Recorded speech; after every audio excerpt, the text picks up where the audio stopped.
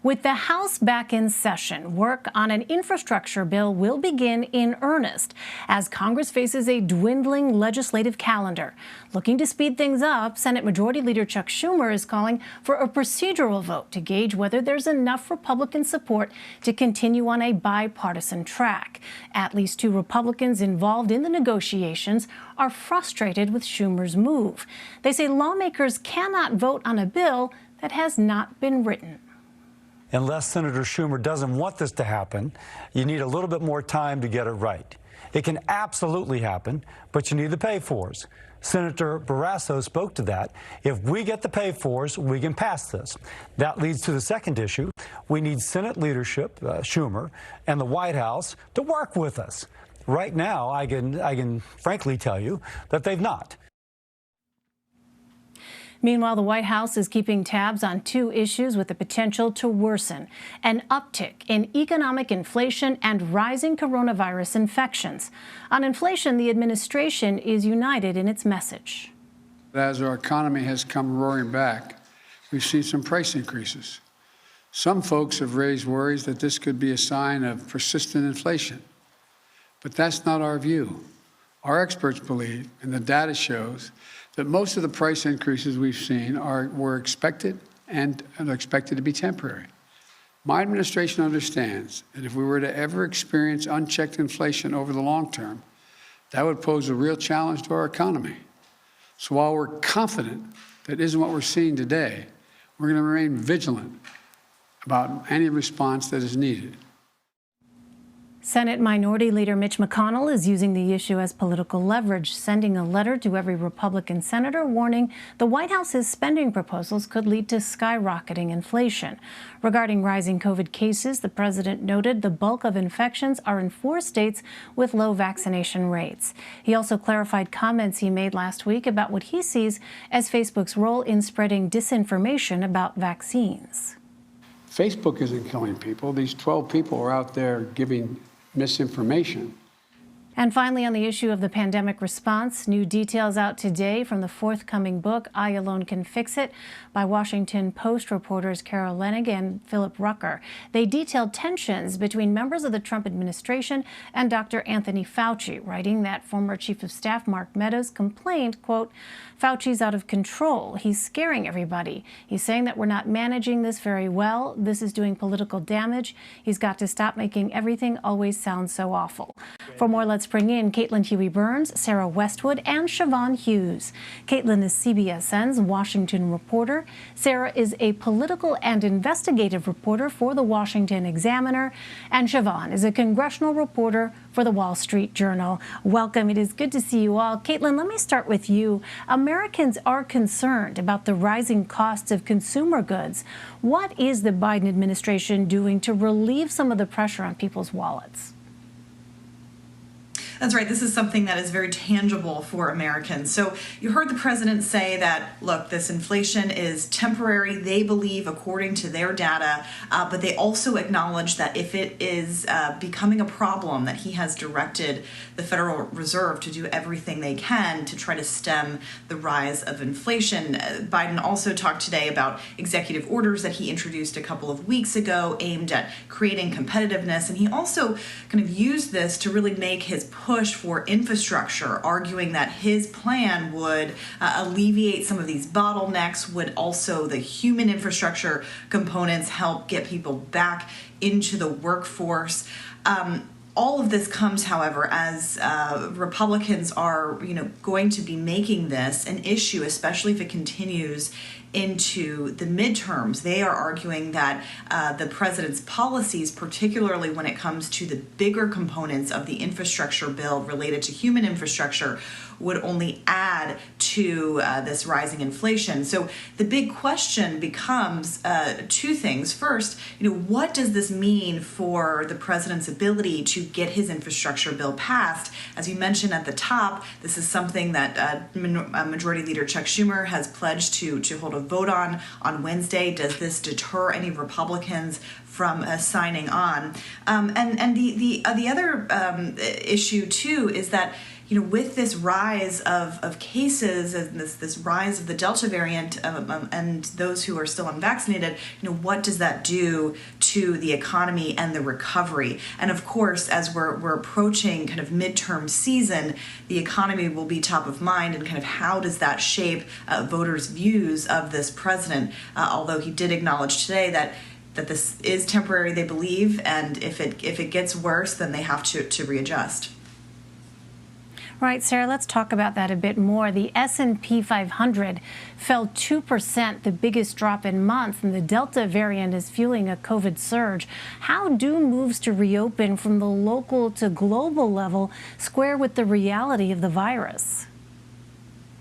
Well, clearly the Delta variant is a huge concern for the Biden administration. They had been criticized, months ago when they moved to remove the mask mandates, and now there has been some questioning of whether some of those restrictions need to go back into place, which would of course be a huge psychological shock for a lot of people who think they followed the rules, they masked, they got vaccinated, and to have those restrictions put back in place could do a lot of damage, not just economically, but psychologically to people. And it's clear that the Biden administration is starting to worry a lot more about the rise in prices that is accompanying the reopening as well. And their message, while united now, has really been all over the map when it does come to inflation. At first, when the American Rescue Plan was working its way through Congress, we heard the Biden White House say, we don't expect a rise in prices to accompany this plan. Then we heard the Biden administration saying it's going to be transitory over very quickly. And now from President Biden today, we hear an acknowledgement that perhaps they are watching to see if this could go into the long term. And you are also hearing Fed Chair Jerome Powell raise alarms as well, including before the Senate Banking Committee last week, that these prices were higher than expected. And it was predicted by some economists on the left. So that, like Caitlin said, could really complicate the path forward for Biden's spending packages, because many economists are drawing a straight line between the size of that stimulus package and the inflation. Obviously, the Delta variant complicates all of this, and it comes as the Biden White House has really run out of low-hanging fruit when it comes to people to vaccinate. Now, the unvaccinated population is made largely of skeptics, people who don't want to take the vaccine. And the problem for the Biden White House is that they have the biggest megaphone to get the message out on vaccines, and yet they're the least trusted messenger among the people who need to go out and get vaccinated. And that's a huge challenge for the Biden White House, to reach people who are inherently skeptical of their message. It was admirable that the White House brought pop star Olivia Rodrigo to the White House to do a PSA about vaccines, but a lot of the people at this point who are holding out are not necessarily going to be big pop star fans, not necessarily going to be wanting to listen to Dr. Fauci tell them what to do. And that's the real problem for the White House, is how they message to people who don't trust them. Right. We've heard White House officials themselves acknowledge that it's the local physicians and people on the ground in those local communities who are the most trusted messengers. They've acknowledged that. Siobhan, let me ask you about infrastructure. What is the status of the battle in Congress over how to pay for the president's infrastructure proposals? Right now, that is still to be determined. The mechanism that Democrats had wanted to spend money to beef up IRS enforcement and therefore generate more revenue got dropped as a non-starter. And so now they're going back to the drawing board, trying to figure out if they can do something involving a rather arcane rule on prescription benefits. It's a little bit gimmicky, and that's not locked in. And in the meantime, of course, Republicans and Democrats, too, are bumping up against this Wednesday deadline when Schumer has set a test vote, and so far showing no signs of backing down there. Chuck Schumer determined to make the Senate vote on this bipartisan infrastructure package, at least a procedural vote, before that package is fully baked. And so we're really at a pivot point right now. And so, Siobhan, help us understand that. Why is Senator Schumer drawing a line in the sand on this vote, and could it potentially backfire? Well, there's an old saying in the Senate that you don't have the votes until you have the vote. And by playing hardball, you are forcing people to decide on something that has dragged out for months now. It could backfire, but then the Senate Democratic leader would just go to Plan B, which is the larger package that Democrats aim to pass through reconciliation, that partisan procedure that would require just the majority of the Senate, the $3.5 trillion package. And this is something that his progressive wing has wanted him to pivot to anyway. And so it's not clear that it would be a total loss for Chuck Schumer. Well, Caitlin, on the issue of cyber attacks, the Biden administration is blaming China for cyber attacks targeting Microsoft earlier this year. Our Ed O'Keefe asked President Biden how China's actions differ from Russia's. Here's what the president said. To the best of my knowledge, and I'm getting a report tomorrow morning on this, a detailed report, my understanding is that the Chinese government, not unlike the Russian government, is not doing this themselves, but are protecting those who are doing it, and maybe even accommodating them being able to do it. That may be the difference. Caitlin, what exactly is the federal government doing to prevent these types of attacks? Yeah, and that was a significant statement by the president and something that advisors had been talking about heading into today as they were previewing this announcement. What's important here, though, is that there were no new sanctions or any kind of punitive measures announced by the White House today, although they didn't take that off the table eventually. What they're focused on, they say, is working in partnership with allies to call out China on this, and they say it's significant to get NATO involved and calling out this behavior, and again, not leaving on the table, not taking off the table sanctions or any kind of measures going forward, but they're arguing that this kind of united front against China is kind of the focus at this point. But something to watch, of course, is whether there are more significant measures announced by the White House, and again, what the response to this is. Significant the differences between China and Russia here, especially making those direct connections between these hackers and the Chinese government. Well, Sarah, the House Committee to investigate the Capitol riot is set to hold its first hearing July 27th. Is Minority Leader Kevin McCarthy any closer to announcing his potential Republican appointees? Republicans have been really resistant to giving even the appearance of cooperation with this panel. And so McCarthy has moved very slowly to indicate who he's going to put on that panel. Republicans don't want to give it any sense of legitimacy. They were obviously very upset with the fact that Congresswoman Liz Cheney accepted a post on that panel. Republicans do not want to talk about January 6th anymore. They don't want to be asked about it. They don't want to read about it. They certainly want former President Donald Trump to stop talking about it. And this spate of recent headlines from a number of Trump books that are coming out that detail what the former president was doing on the day of the January 6th attack have really only deepened this perception that Trump was very closely involved in inciting the violence that we saw at the U.S. Capitol. But Republicans are planning to run a playbook against this committee that's probably similar to the one that Democrats ran against the Benghazi panel, which is to paint it continuously, relentlessly as partisan, to suggest that its findings are nothing more than the weaponization of the investigative capabilities of Congress. That's the kind of language that we're likely to see Republicans use when talking about this panel. It's going to get more difficult, though, for Republicans to attack it if the panel starts to uncover significant information through these hearings and through document subpoenas. We're also starting to see some of those involved in the riots start to face their day in court. Today, for example, the first felony sentencing came down and a rioter was given 8 months in prison. So people are starting to face significant jail time for their actions. It was less than what prosecutors wanted. But as those sorts of developments continue, it's going to get harder and harder for Republicans to run the playbook that we're seeing so far. They've been very resistant to making any moves as the panel gets underway. Well, Siobhan, let's turn to the withdrawal from Afghanistan. Locals who assisted the United States during the war are under increasing threat from the Taliban, which is gaining territory across the region. What are we learning about the U.S. government's plan to help them?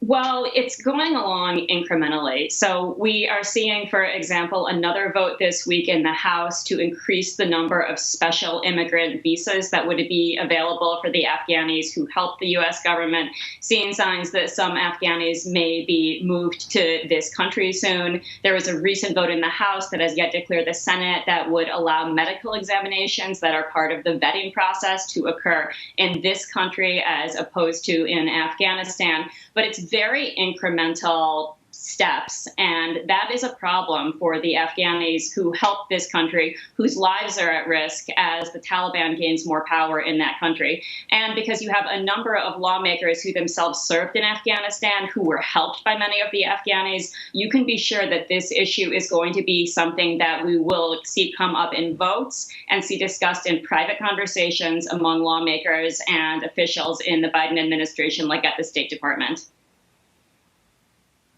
Finally, Caitlin, you monitored a field committee Senate hearing today. It's the first one in a generation focusing on voting rights in Georgia. Here are Democratic Senators Amy Klobuchar and Raphael Warnock earlier. With similar bills now being considered in state legislatures across America or signed into law already, this is a coordinated effort to limit Americans' freedom to vote. We must meet this moment. As President Biden said in Philadelphia last week, this is the test of our time. This is a recipe not only for voter suppression, but for chaos in our democracy.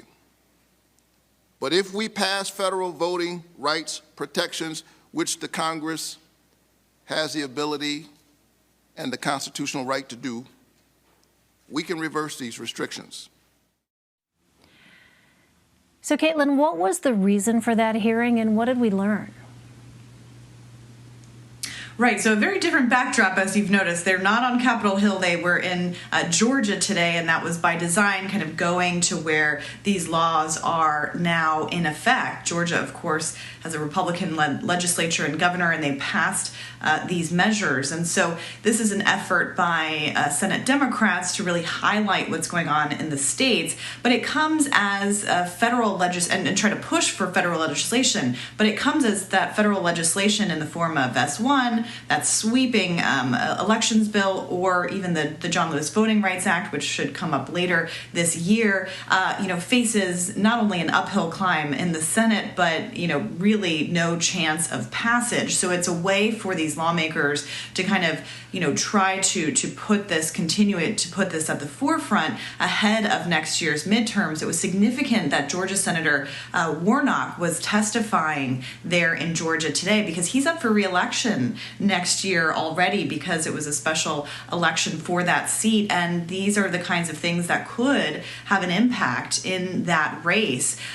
So it's significant that he was testifying, but legislation on Capitol Hill is elusive. And so they're trying to show kind of what they can do on the outside. It also comes, of course, as Texas Democrats are still in Washington and also trying to put a spotlight on this issue. And there is a question of what kind of return they're getting. Texas Democrats had a media availability today with reporters, and I asked, what kind of, is without movement on Capitol Hill, what can you really do? And they told me, they're just trying to spotlight this issue. They kind of acknowledge that without a change in the filibuster, this legislation is not going to pass, this federal legislation. So all of this is becoming a top line issue for Democrats, especially heading into the midterms. And there are also questions about what Biden can actually do. Of course, he gave that speech last week in Philadelphia highlighting this issue, but the White House, saying that it's up to Congress to pass this legislation, and that still there is no movement on Capitol Hill on that. All right, one of the many issues we know you'll continue to watch. Caitlin Huey-Burns, Sarah Westwood, and Siobhan Hughes, thank you all very much.